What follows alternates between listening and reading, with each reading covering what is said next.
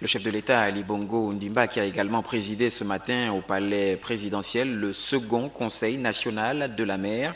À l'ordre du jour, la création de 9 aires protégées aquatiques au Gabon et l'accord de pêche avec l'Union européenne.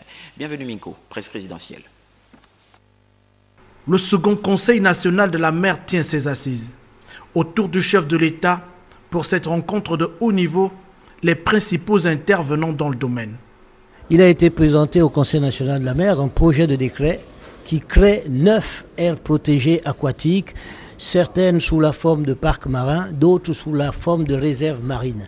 Il s'agit fondamentalement de mettre en application un engagement que le chef de l'État avait pris il y a quelques années lors d'une réunion internationale, de faire, si vous voulez, dans la mer, ce que le Gabon a déjà eu à faire sur le plan terrestre en créant les parcs nationaux que vous connaissez.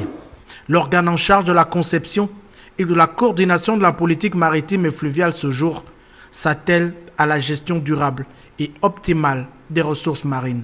Un certain nombre de sites ont été déterminés sur toute la longueur de la côte, du nord au sud, sur lesquels vont être implantées ces aires protégées avec un régime particulier permettant, si vous voulez, d'assurer une gestion durable de cet écosystème particulier et particulièrement sensible qu'est la mer. Pays du Golfe de Guinée, le Gabon est situé dans une région du monde d'intérêt géostratégique, un espace de grande diversité de richesses halieutiques, minières et énergétiques que le chef de l'État entend valoriser pour les générations futures. Nous avons un accord de pêche avec l'Union européenne en matière de thon.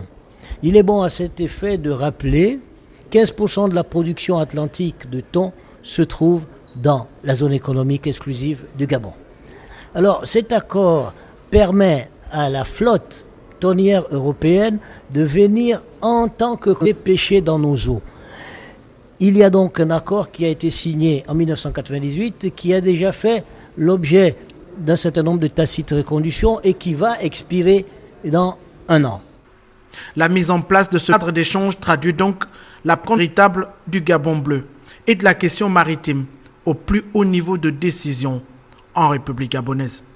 Donc il nous faut ouvrir assez rapidement un round de négociation avec nos partenaires de l'Union européenne pour espérer à la fin de ce round de négociation, espérer obtenir un protocole qui soit, j'allais dire, dans l'air du temps, et pour utiliser l'expression triviale, qui soit un protocole gagnant-gagnant. Dans un pays de plus de 800 km de façade maritime, la rencontre de ce jour est une belle contribution à l'action publique dans les territoires littoraux.